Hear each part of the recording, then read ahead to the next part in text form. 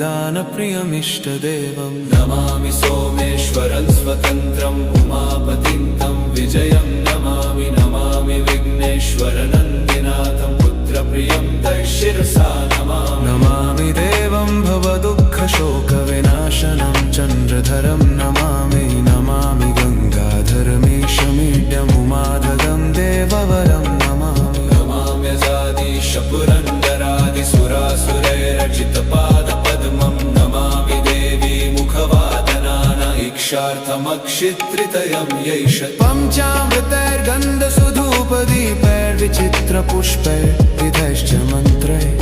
अन्नप्रकारैः सकलोपचारैः